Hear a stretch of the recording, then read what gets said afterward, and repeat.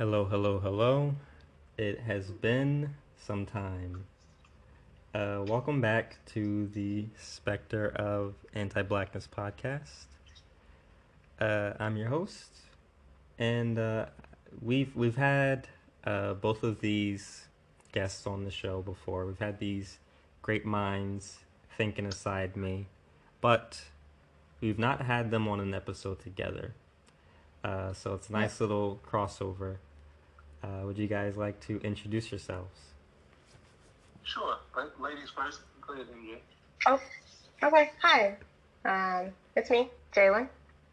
I don't know if y'all recognize my voice, but hi, it's me, Jalen. Back again. Back again. Hey, it's Chuck or Charles. It's good to be with your audience again. I really enjoyed the first go around, and I'm sure we'll have a good time this time also. Awesome. Okay. Yeah, so I this is something you might not know, but I always as a kid wanted to call you Charles, but like I feel like back then like you were like I want to be called Chuck. So like I always in my head I'm like Charles, but I'm like, oh no, it's Chuck. So That's funny, man, because I never really had any necessarily any affinity towards one name or the other. Honestly, Chuck just came to me from a not so close friend in college, and it kind of stuck. Yeah. Gotcha. Okay, good to know. Well, I might just start calling you Charles now. I don't know. That just I feel partial to Charles. I did a commercial for Miller's Tech, just like a student ambassador, and I made sure that I didn't say, "Hi, my name is Chuck," because if my mom would have heard it, she would have had a heart attack. That's awesome. Okay, so for those of you who don't know, I'm sure you do know because you've probably read the title of the podcast before you clicked on it. Or maybe, I don't know, maybe you're just going in blind, which this will be a surprise for you then. We're talking about Andor, a recent show that came out on Disney Plus. We're a little late to the conversation. I think it came out last year, but still, I feel like it was good to talk about. And I had after I saw it the first time, there was like a pressing question that I wanted to talk about, which would kind of be my main thing. But first, I'd just like to hear, what you guys think about it. Any like general statements on the show?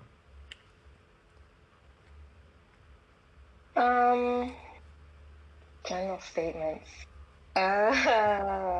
Great show. Unexpected, very unexpected. Coming from, Disney. I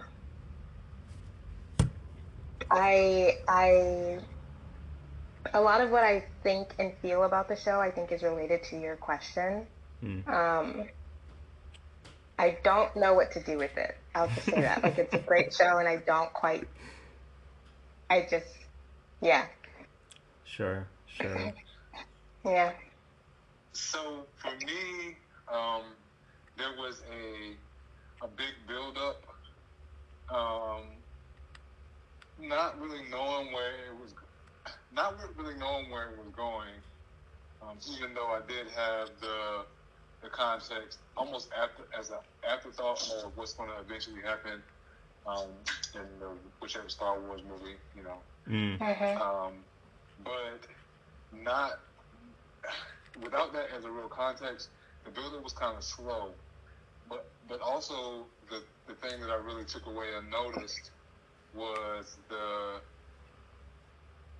transformation of the main character from reluctant to enthusiastic, and so for me to see that arc over 12 episodes kind of made up for what I kind of felt was a slow build up in the beginning. Sure. Yeah. I think I thought that too. Like, it took me a while to like really get into the show. I remember that. But it was worth it for sure. Now, Yeah. back a So little Sean bit. was very good. I definitely agree with that, MJ. Back a little bit to your initial um, comment, MJ, about you being surprised by it.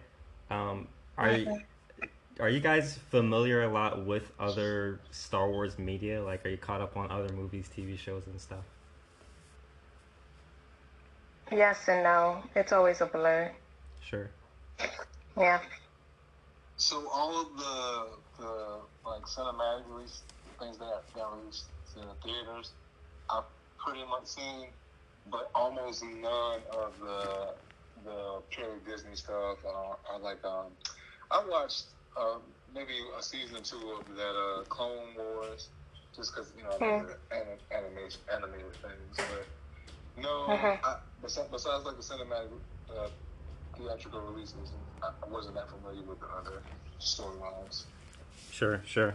But so you have seen the movies though, so like you've seen like Rogue One and stuff like Oh yeah, that. I've seen all the movies. Gotcha. I'm pretty sure I've seen all the movies. I'm a big. I would say I am a bigger than average Star Wars fan. So really, I never knew that. Okay. You said you didn't know that? I didn't know that. Oh yeah. So my god brother, who I don't think you ever met, but I don't know, but I think his parents were over to your house at one point in time. Oh. Do you remember the little tiny little Irish lady coming over there ever? I don't know. Okay, yeah, you remember. She's 100 pounds soaking wet, but she is as hot as a firecracker. That sounds like someone else I know. But yeah, so my godparents is one of the things that me and my godbrother really bonded over. We really both enjoyed Star Wars. That's awesome. Yeah, that's nice. It's fun because me and Sean also would go to at least the new releases, not the older ones because we were very young, but the newer ones we'd always go to see those in theaters together. So yeah, very brotherly activity. Yeah. I bring that up though because I was also very surprised by this show because it's a spin-off show to a spin-off movie like that's based on like the beginning text of the first movie that came out like what 50 years ago at this point. Like wow, is that old? Yeah, I think so, the 70s, right? Yeah, you're right. Definitely. So it's such an obscure like reference point, but I think because it was so low stakes, like it's not this whole it's not this whole Skywalker saga, and all this. Like it's kind of like low bar. Like the executives are probably like do whatever you want with it, and I think that kind of gave it the ability to shine in the way that it does. Right. Yeah, it's funny you should say that. Like, I wonder how that creative process goes. And the other thing that I just wanted to quickly put out there is the idea of George Lucas selling this idea for $6 billion. Oh yeah. I mean, it just every time I think about it, it's just this guy made a story, basically, and built that storyline out so thoroughly that he was able to sell it to that company for $6 billion. It's impressive. It's really impressive. Yeah, I just wanted to put that out there. For sure. And yeah, it's not only like the amount of money he sold it for, but like it has affected so many. It's like one of the biggest iconic like pieces of media in the world, and like it affects people so much, and the universe it's been built on and expanded to this depth. It's like it's very impressive. It is quite, yeah. All right, so before I get into my main question, did you guys have any questions for me or each other that were pressing? No, I guess one thing that I've been focused on in my own life is create understanding the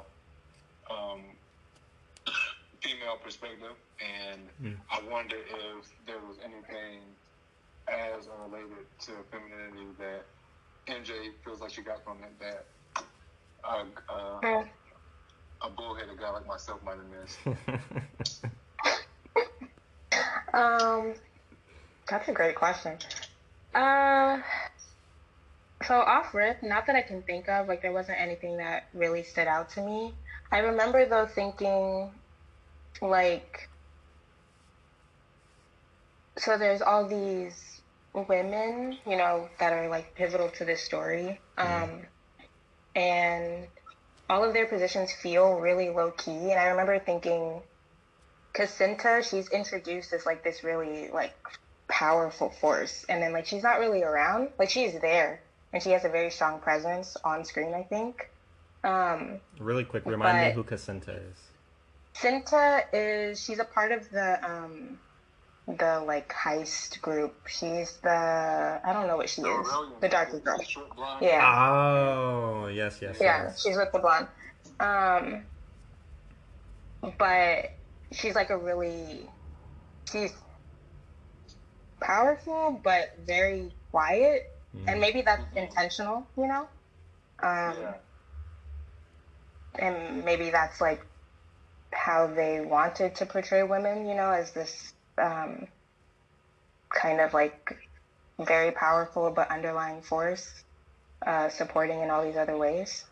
I'm not sure, you know. I don't know if they really thought about it like that. But that's exactly what I wanted to hear, though, something like that. Because I feel like you're 100% right. I definitely think, in hindsight, listening to what you're saying, that there was opportunity there to probably build a stronger or, you know, more complex character. Yeah. Interesting. Yeah. Okay, yeah, I'll have to think about that one. I need to like sit with it a little bit more.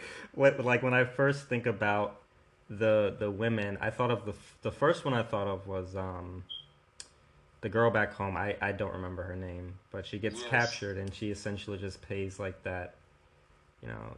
Who? She's back at Andor's home village. She's with old bull who dies. Spoilers if you haven't seen the show.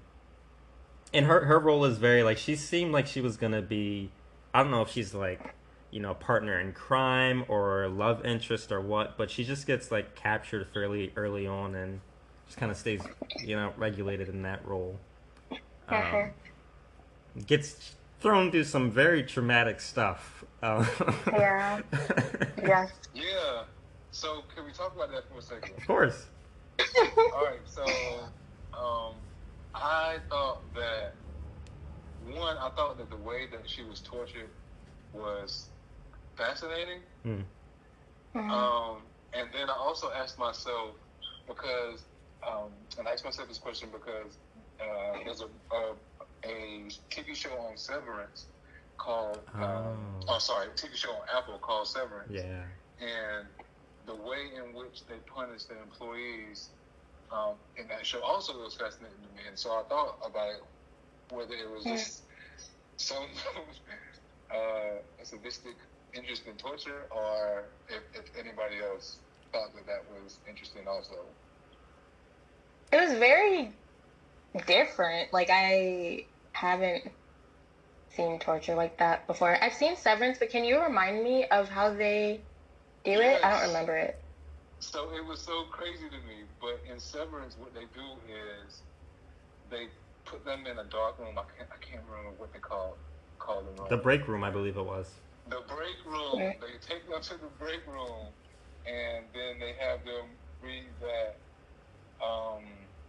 apology. And then the thing about it is, that's all they do, and you know they don't have access to their life once they leave. So basically, they can keep them doing that for years. Like your only existence is to say this thing, and you have to say it until you say it in a convincing manner. And the reason why I thought that way of torture was so compelling was because I think that would work. Because what happens is, no matter how ridiculous a thing is, if you continuously repeat it so much to the point that you have to convince a person next to you, you will start to believe it slowly. You know. Mm-hmm. So anyway, I thought that way torture was very interesting, and I also thought that this one was the noise of whatever animal or that was also very interesting. Maybe I missed so first, that connection is incredible. I didn't even think about that, but yeah, it's like this they both use it in very different ways, but it's this way of like skipping the physical part of torture and like targeting the brain and like this psyop kind of like, like corrosion auditory, of the mind. corrosive, torture. Yes. It's very they're similar in that way. That's not something I even noticed, which is interesting.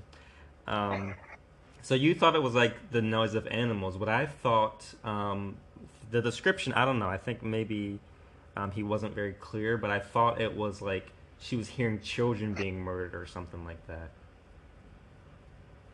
I don't. So I'm sorry. I think that it may not have been torture or murder, but maybe it was. Maybe it was like this type of animal dying on their planet. I wasn't exactly sure, but I know it was like a sad auditory noise. Right. Yeah. I didn't know if it was children because I was refreshing on the show earlier, and I thought it was just like the people in general made the noise. It might have been children. Okay, I see. Yeah. Not sure. Still very terrible. Either way, kids or not, it's a bad noise. Anyway. Yeah, not great. Okay, yeah. So she's the first one I thought about when you brought up the women, and then my mind went to his mother, his adoptive mother, who at this point in the story is also playing a more subdued role. But before the story pops off, she was like a real, she's real full-blown revolutionary. Right. And even in her death, her funeral being used to like spark the revolution in this way is very interesting. Yeah, that's why I say like very powerful force still. Like it's not like these women are playing insignificant roles at all. Right.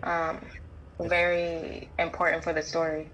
It's this feminine energy of being like behind the man, like Andor and his boys are out there doing like the physical action, like boom boom boom, but they're like in the background in this. Right, and even like all the women, and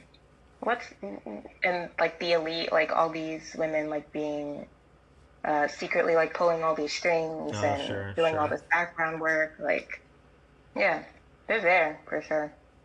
Interesting. Okay. I think maybe I just wanted more Cinta. I like her.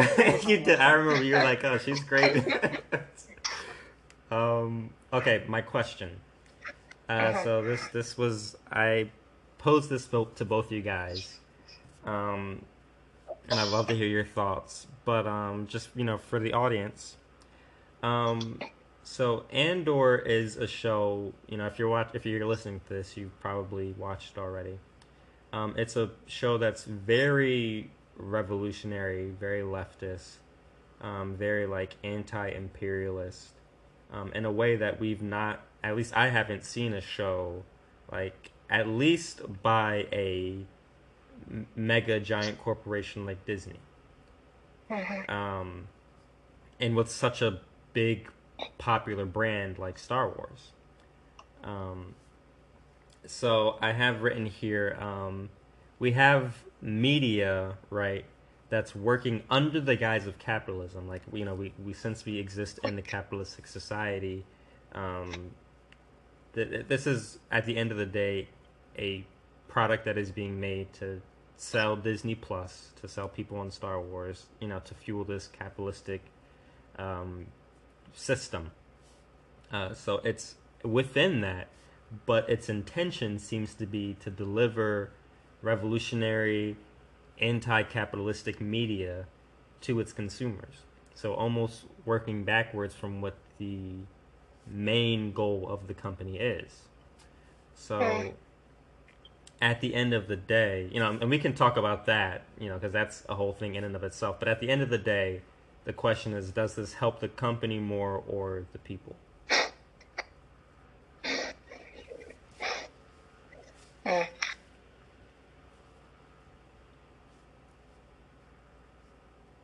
So, are you saying that the goal of Disney is a capitalistic one, and the story of Andor promotes a rebellion against just that? Is that the, I guess, the two things that we're kind of looking at? Exactly.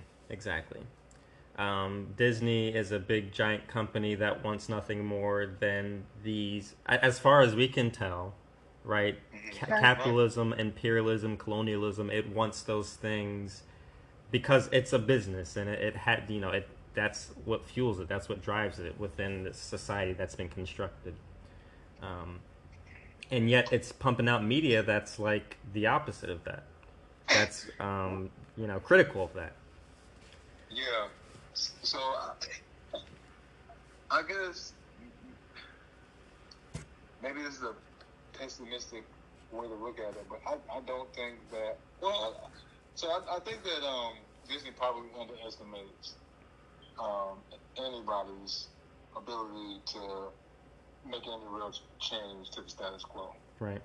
So I feel like they only are taking into account exactly what you're talking about, Owen, and that's how much money. Right. How much money depends on how good a product, and how good a product depends on how good a story, in this case. So whatever the story is, be it rebellion or, any other thing under the sun. It doesn't matter. If it's going to make money, then they're going to make it. Mm. But on the other end of that, I will say what I started with, and that it's an underestimation because it takes very little to start a fire. Right. So the thing, I think that story can't be contained, and Disney almost has to make it.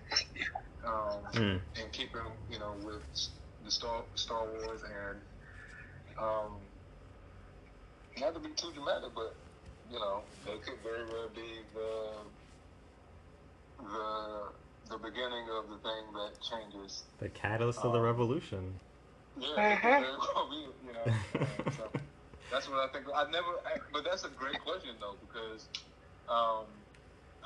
I remember you said something to me about Disney's role into it when I asked you, what you thought I should kind of pay attention to from the outset. And I was kind of thinking very much more simplistically. I was kind of just thinking, okay, well, Disney is a brand. What does that brand mean to me?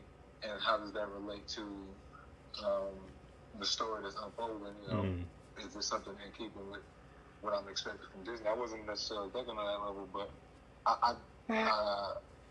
it's very interesting. And that's my answer now. Right. In a couple weeks, I probably would have changed. Right. I'm gonna definitely respond to that, but I want to hear MJ first before we get to that. Okay. Okay, so I had two thoughts. The first one, so you talked about how Andor is, a reference to like this movie from fucking 50 years ago, and very like under the radar sort of story. And Chuck, when you were talking, I remembered it was like one of the first episodes. I don't remember which one, where Andor is like, the Empire is so fat and satisfied that like they don't even think that this is possible. He they don't even says care. it several times. And so I'm thinking about like Andor, this like low key show, and like Disney's like, yeah, go ahead and make it. It doesn't fucking matter. Mm-hmm. But like no, like it I think it's like maybe they created it out of that ignorance, like this hubris that the show won't make a difference, and so yeah, go ahead and make it. That was my first thought. The second thought, I just forgot. Give me a second. Give me a second. No. Oh, my second thought, relating back to my first impressions, where I was like, I don't really know what to do with this show, and related to the question, in terms of its impact. So the whole show is about, the radicalization of this man, and I don't know that the show is meant to radicalize anyone. I don't think that that's really how it works. Maybe like a few people. I don't know. But I think it's important that it shows the process of radicalization, and it's different for everyone. There's like all of these different people at different points in that process. And I think maybe that's the main thing that can be pulled from the show. That it's not, how do I say it? It doesn't look like one specific thing, even though we follow this one man, this one story. Mm-hmm. There's like a lot that goes into a revolution and like the beginning of a rebellion. Mm-hmm. Right. Yeah. And there's a lot of one thing that I noticed, thinking about the show in this context is there's a lot of sacrifice. A lot of people have to do everything, especially in the beginning. Yeah. Very true. Yeah, that definitely. The one character, I don't remember his name, old guy with the trench coat. He's very symbolic of that.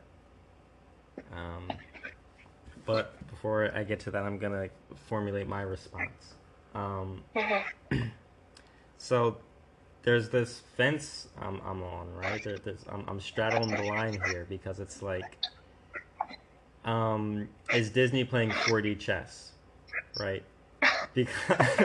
Because on the one hand, you guys are absolutely right, and it's a theme that is so prevalent in the show. He's like, there's no way that they could think that we could do this under their noses. Like, it's the Empire, so fat and greedy, they can't imagine me in their house, right?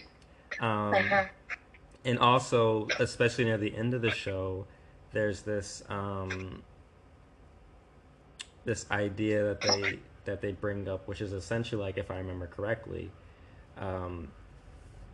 every action is meaningful. It doesn't matter how little it is, as long as you're moving forward in the process of the revolution, then it's meaningful, and all these little actions add up to something, right? And these are very like profound thoughts, and they're very important, but it almost like makes you think, like, I don't know, are people seeing this? And then it's like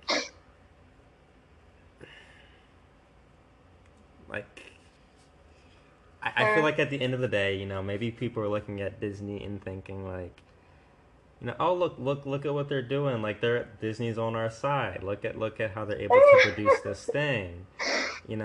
At the end of the day, who's still benefiting here from everyone, subscribing to Disney Plus and watching Andor? We'd like to think that, something we get a net positive from Andor, and maybe the only positive we get from it is people see a good TV show. Do we really spark a revolution from this? Like, I've seen, we have seen people try before, with much more powerful and direct messages, that have ultimately come up empty-handed. Like, we're still where we're at, so, like, you can get really pessimistic with it. You can, like, it's Well, I also had, so when I first watched the show, I also had like this pessimistic thought of like, there's this idea that, a lot of people post like revolutionary content, and then they feel satisfied in that alone. Like Mm-hmm. people watch like a revolutionary show and they're like, "Oh, my business is done. Like I've I done did it. it." I've supported the I revolution. and like I was like, "Oh no!" Like people are gonna watch this and like go to bed and be chill and not really do anything with it. And that is possible. Like I definitely think that there are people that are like that. I think there are people that are like in full support of Disney and think that Disney's on our side and et cetera, et cetera. But I do think, and at least one person, a seed has been planted. At least one person. You Mm. know? Mm-hmm. Yeah. Yeah. Yeah, I tend to agree with that. Like, of course, for maybe you could even say for the most part, it's gonna fall on deaf ears as being anything other than whatever kind of entertainment value it has. Yeah. But then there will be people, be they few and far between, who are actually motivated. And I don't know. I guess it's for me. It's not even about optimism or being pessimistic. It's about almost I would say laws of physics, and I believe in those small actions, and I do believe that they add up to bigger things. Maybe so slowly at this point that I might never live to see those bigger things. But either way, I feel like I feel like consciousness is going to have to evolve. What that looks like, I may not be around to see, but maybe we're going in the right direction. Yeah, I suppose my fear around it is that they finally found a way. I wrote this quote in my notes like years ago. I said the revolution will be monetized. And my fear is that we finally reached a point where we're able to openly discuss and consume and make these things a product without it actually having any like true weight. And so like I'm with you guys. Like I feel like a seed being planted somewhere somehow is important. Like I've watched Andor, and a lot of the ideas I've incorporated into the stuff that I'm writing, and one day I'll have that stuff out in the mainstream for people to consume. But like, is that just once again fueling the economy? Is that are we gonna does that have the desired effect of someone getting that, and or are we just back to square one? Like, so again, I would tend to agree with you also on that. There is definitely, and it's not a thought that I've had before, but there is definitely the possibility, and probably the probability that is happening now, that a lot of the revolution, if that's what you want to call it, is bought and sold. Right. Especially in the age of social media where everything is about the life. So I think that we probably are in the state that you're describing somewhat now. Right. And I also I have to be hopeful that the small actions that I can make in my life, and maybe to a larger extent, the creative people who have access to more people, maybe we can get this thing going in the right direction. You guys are talking about hope. Yeah. Indeed.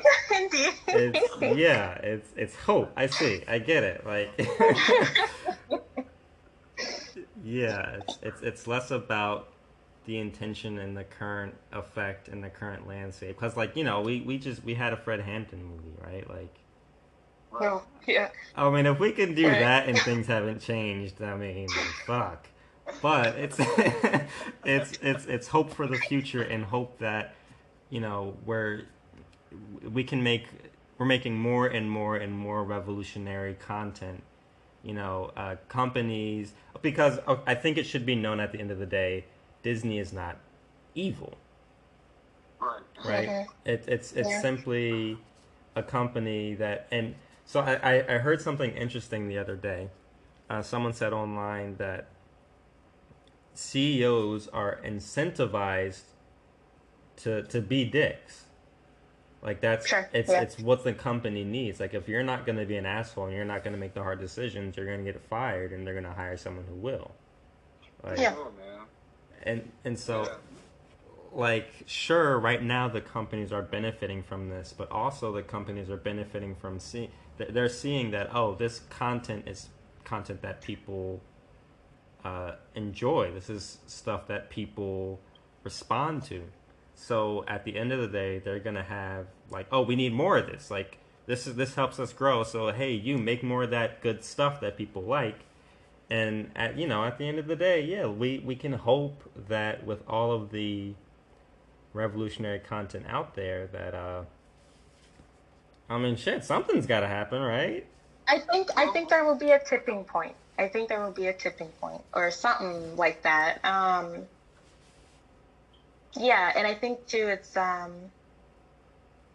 guess hope, but also just like faith again that we're moving in the right direction. Like Right. either way, it might be slow as hell, but it's happening. It is happening. I Right. feel confident in that.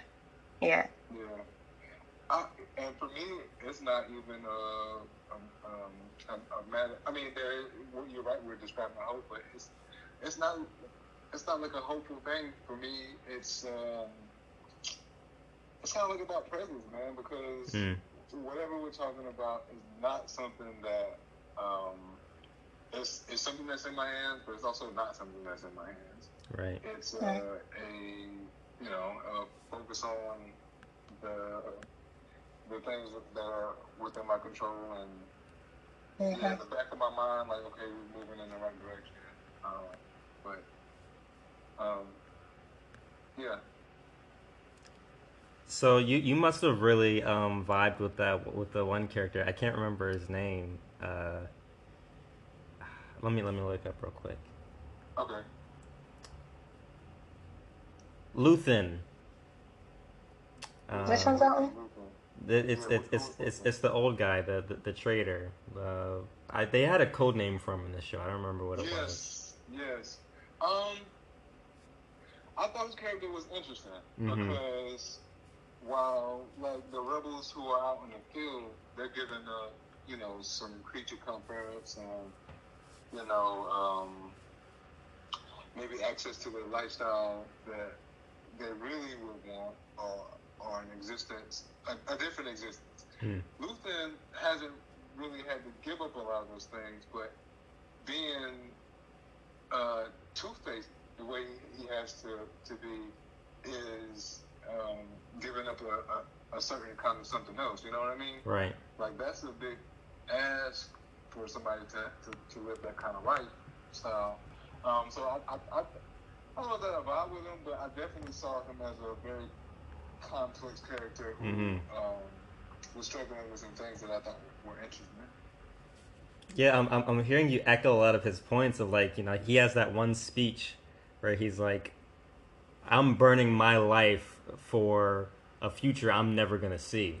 Like, Right. I'm doing some fucked up shit here, and like I'm not even Mm-hmm. gonna see the fruits of this labor. Yeah. He does it anyway though, and that's, I don't know. I think that's pretty cool. Yeah. Yeah. Well, on the topic, then Charles, you can get into your questions. But do you guys have favorite characters at all? I don't know that he's a favorite, but the one guy, the little rent-a-cop guy, this like really tenacious worker, wants everything. I love how convicted, like his like moral and ethical code, even though I don't agree with it, Yeah. is so strong. Like he sticks to it so strongly, and I very much respect that. And I thought that was a really great character to introduce, like this like non-corruptible force at play, just like really trying to catch this one person. Um, Yeah, even within the empire, like he's like a lot of he's so complex and interesting because a lot of people are just mhm. like comfortable, like Andor is saying, just like lazy and comfortable in the empire, right? But he's like Right, he truly believes he is just right, and right and correct, right. and he is gonna do whatever it takes to uphold that. It's like He's not like this like like pure manifestation of like these ideas and ideals and like this force mm, opposite of Andor and the rebellion, which I really appreciate. Um, Outside of him, though, no favorite. Maybe he is my favorite. I don't know. sure. And which were you talking about? Because they were, there was the one guy who actually went back and lived with his mom. Yes, Cyril. Yeah, him, Oh, okay, okay, Zero. okay. Yeah, that was an interesting character. I thought the support characters to him, um, the guy and the kind of overweight guy, Oh yeah, yeah. His Hmm. his Hmm. was lieutenant, providing some levity, and I also really liked his Yeah. dialogue. Sergeant Linus. And then, besides those two, I was thinking Luther was a very complex character, and after Andor, who I enjoyed watching, I think I would actually say Luther. Hmm. Okay. Okay. Yeah. Right on. Right on. Yeah. So but before I get to mine, I don't know if I have one, but you brought me back to another point that I wanted to bring up. Um, I've heard talked about before. Um, this show really makes the Empire terrifying and horrible in this way that other Star Wars media just doesn't do. Like Yeah. in other stuff where it's like, oh, they're the bad guys. Like, oh, they kind of look like, I don't know, fucking Nazis or fascists or whatever. They, They got robot armies. yeah, they got robot armies. They kick dogs or whatever. Like they're generic bad guys. But this one, it's like we see the actual like force of the empire, the imperialism of it. Like they're Like destroying the these. cultural genocide, Right. It's Yeah, like the prison system, all of it. oh It's yeah, so yeah. right, It's messed up. right. Yeah, Oh God. Yeah, yeah. very I didn't scary. notice that. Oh, until you mentioned it, but you're right. With the prison system, with the marching of the families through the mountains. right. Um, Okay. yeah, the taking the land, they definitely made that flat bad guy, which is interesting to me because I guess maybe in the '70s, anybody who marched around in a suit with a helmet on was a bad guy, you know? Right. Yeah. Yeah. So Yeah. I would say that the original Star Wars is definitely very like similar to Andor in this way, where it's like the Empire is very clearly like Western imperialist ideology, and Mm. the rebels, they fight with this guerrilla warfare. It's like very Viet Cong, Right. like that was Mhm. very in your face bold, right? And then the second movie, Empire, and Empire Strikes Back, it takes away this very black and white aspect of the good and evil of the force and the good guys and the bad guys. So it's like, oh, Darth Vader's evil, but damn, he's my dad, and like it gets very, you know. Yeah. Um, so I feel like that's all very prevalent in the original movies. So I'm glad that Andor kind of comes back to that form, um, and stays relevant. I think that's very important to it. Mm. Mhm.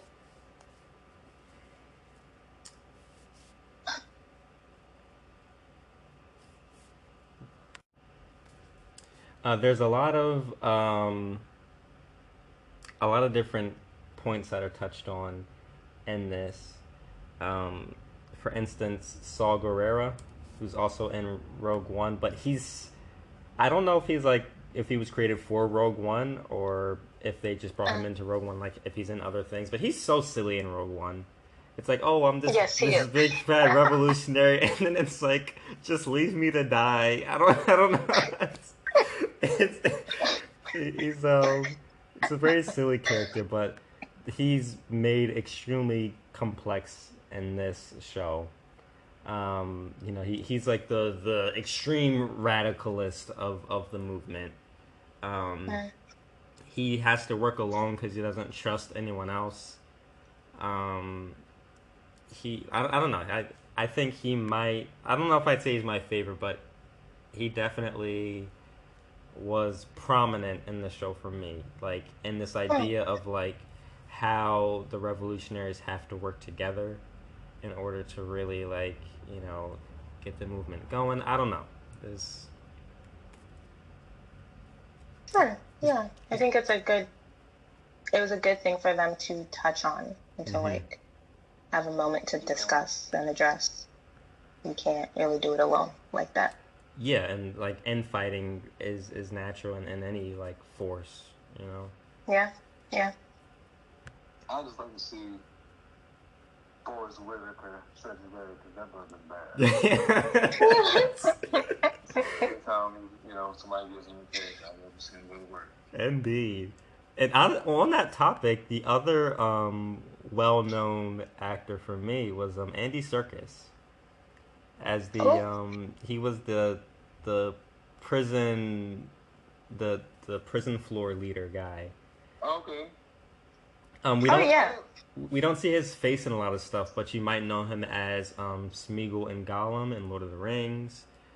He was King Kong in the 2008 or whatever King Kong movie. He does a lot of like mocap stuff. He's a very physical actor. Yeah, but I don't know. He was amazing. He's great. Yeah, he's also in Black Panther. It came out recently. He was great. He was fantastic. I love his role. Yeah. Like he was so he's essentially the overseer, right? It's like you gotta sorry about that.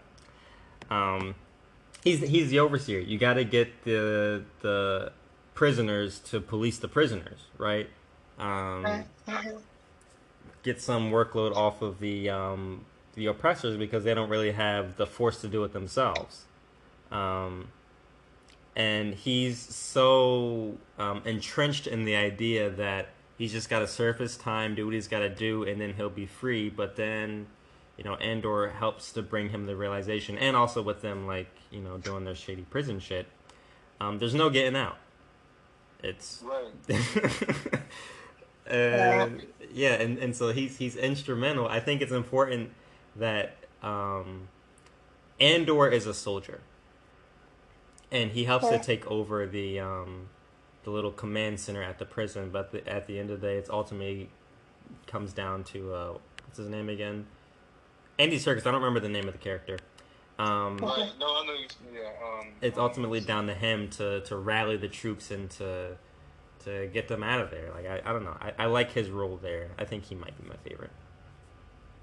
Yeah, I thought it was interesting that he had to basically give up hope to gain hope that things could be different. Right.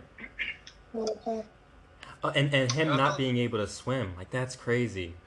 Yeah. Yeah.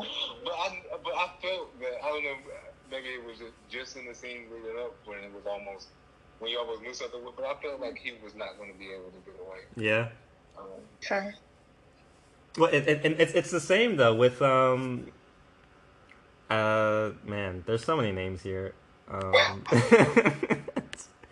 Luthen. It's the same with Luthen. Yeah. Like he played his part to start that revolution, to earn that freedom, but he was unable to participate in it. Right. Okay, that's okay. One more thing. I'm sorry. I feel like I'm going a little long. That's okay. Do you guys have a favorite scene? Oh boy. So let me think.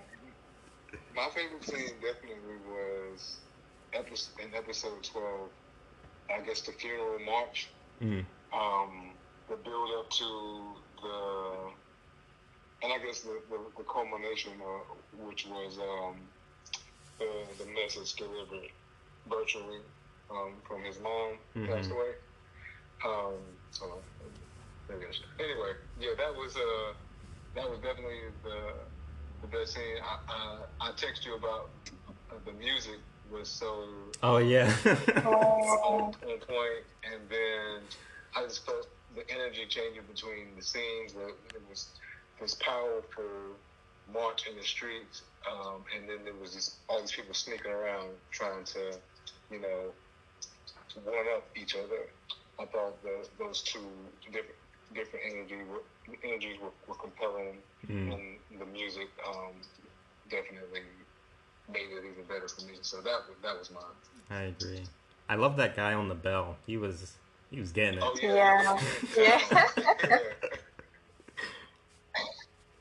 Yeah. Okay, that's the scene that immediately came to mind as well. I couldn't really think of anything else. Yeah, that scene is like there's like this mourning, but there's also this tension because all this stuff is like happening as these people are mourning. And I think that's like very representative, like, of revolution and rebellion. Very well done. Very well done. And yeah, the music is perfect. I think the scene that stood out the most to me was with the natives and using the guise of their celebration, right? Of their tradition to enact this blow against the empire was like, that was so cool, especially the visuals as they're heading out under the stars and awesome. that was amazing. Yeah, I forgot about that. Yeah, that's a pretty great part. Pretty great. All right, Charles, take it away, man. What you got for us? So I didn't mean to mislead you. They weren't actually questions; they were more like talking points. And sure. I'm just looking over where we had. I wanted to kind of touch on that prison interlude, we did, and I actually wanted to talk about how I felt that the women could have had a more prominent future, and we talked about that. And yeah. Oh, yeah. We're talking everything now. We're good. Awesome. Cool. MJ, did you have more you wanted to hit on? Anything that came up? Let me look at my notes real quick.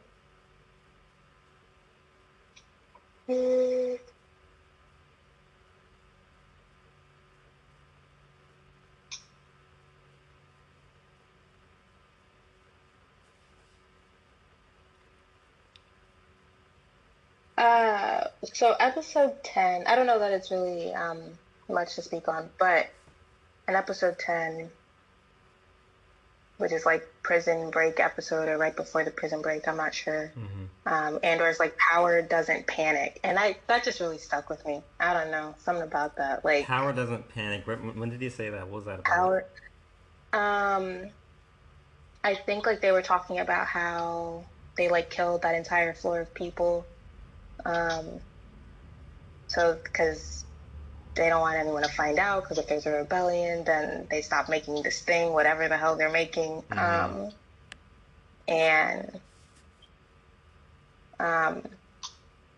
Andy, he is like, they have all the power. And Andor is like, no, power doesn't panic. They don't have the power. Yeah. And I just think that, like, yeah, power doesn't panic, man. And I feel like a lot of systems and companies and corporations and whatever, they feel like they're panicking a little bit. I don't know. Sure. Like, it all feels very like this illusion of power. And I like that was addressed a little bit there. Yeah. That's cool.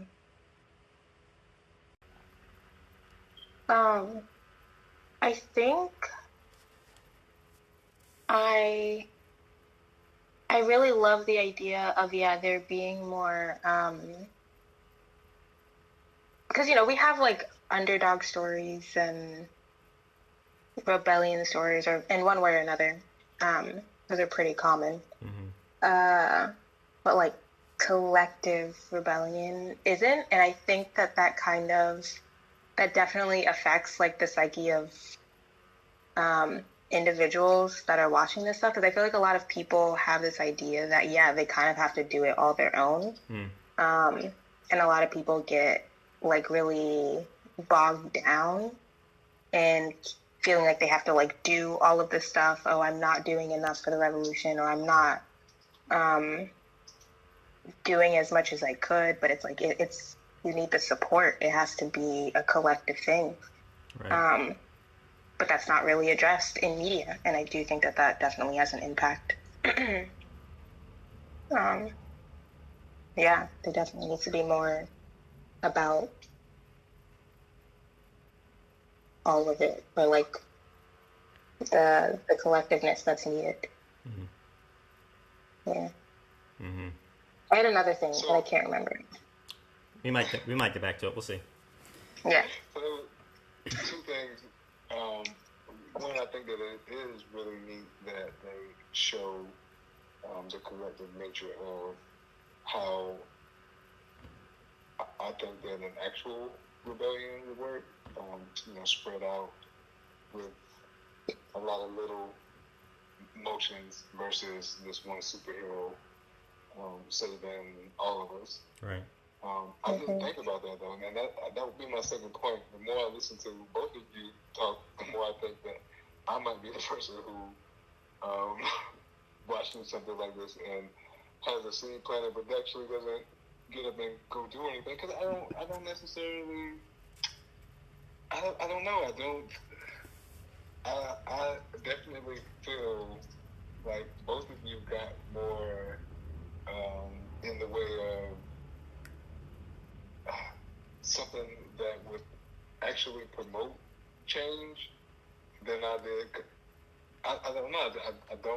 I didn't really think that deeply about it. Even though, hearing you speak, I also feel like innately, I did catch these points, but on the whole, I didn't. I don't think I did. Don't sell yourself short, Charles. We watch video essays. A lot of I wish all these thoughts were my own, but a lot of them have come from other different places. And a thing I want to say, I hope this helps to encourage you. You are in a unique position that neither me or MJ are in right now.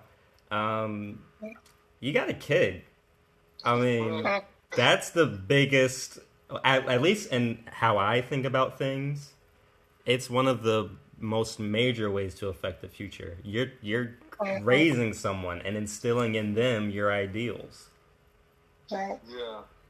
Well, what I will say about that is the biggest change in me of direction and I guess want to become different, happened because of him. So I could definitely attest to that much of it being true. Mm-hmm. Yeah, if you ever got free time, man, I gotta send you some video essays. I think you'd love them. I mean, okay, yeah, send them because I don't do a lot of yeah, definitely. Send them my way. I'll take a look at them at work. All right, yeah, that's the end of what I have though. You guys already said you got nothing else, but again, final thoughts. If anything that we've said just now has sparked anything in you, now's the time. No, so I think that thank you guys very much for having me, and I really appreciate the different perspectives. I feel like, it was great. But I will say the one thing that I didn't mention that I wanted to was that I've been reading this book for the better part of this year called Story by Robert McKee, and he talks about storylines and plot and character development, all this stuff. And I really thought that this was a great expose of a character change because of the Cassian changing so much from the first episode to the last scene.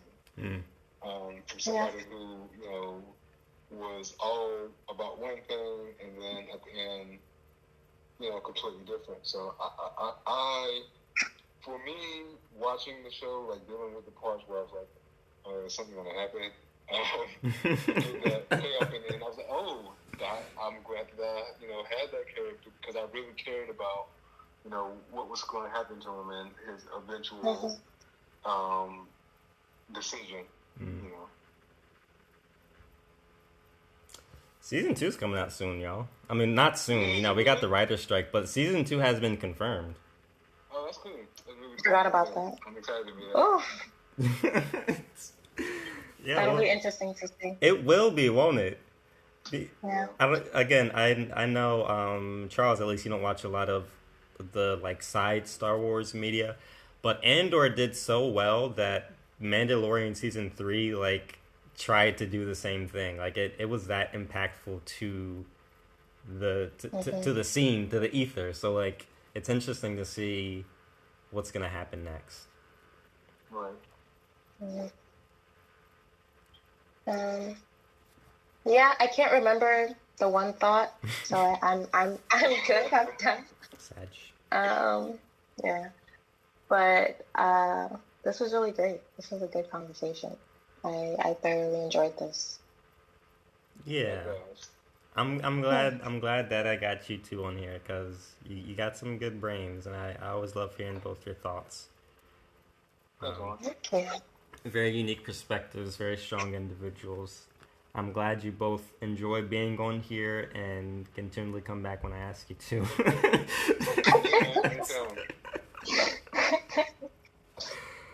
All right. Yeah. So, do you guys have any plugs you'd like to share? No. No plugs. Okay. Yeah, not for me this time. No? Okay. Do I have any plugs? No, I'm trying to get more active on my YouTube channel. So check me out on there if you're into that. It's What's your YouTube channel? Yeah. I think the name is OBEE. Or I think if you search OBB, you'll find me. OBEEBEE. Okay. Yeah, so I'm also putting the podcast on there. Because YouTube now has this thing where you can host your podcasts, which is cool. I've been trying to get away from Anchor, now podcast for Spotify, or Spotify for podcasters or whatever, because, I don't like Spotify. So, we'll see. It'll probably still be here, though, because the RSS feed, and it can get to all the other podcast services. But I don't know. Maybe I'll do something special on YouTube podcast episodes to kind of make it stand out. But yeah, I'm doing YouTube now. It's going to be like same general ideas, but more structured. I've already got a video up there on The Last of Us.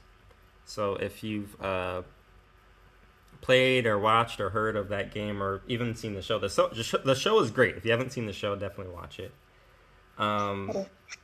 But I talk about that, and I've got some other stuff in the works as well. But, oh man, video editing and creating is so much different than recording a little podcast and putting it up.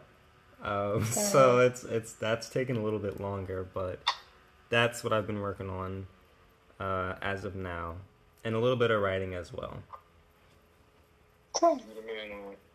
Appreciate it. Okay, so I pray. Let's see. It's been a while since I did this. I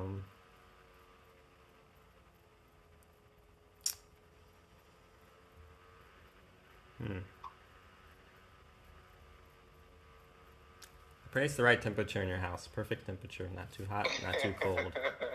That's a good one. Okay. Yeah, man. That's that energy.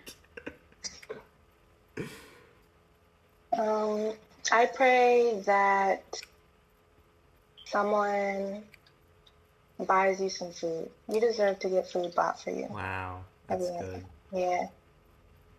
Wow. Are you offering to buy me food? Give me some payday, then I got you. I Let me get a little money. pray that your next pimple doesn't last long. Oh, that's beautiful. Look at that. That's amazing. All right.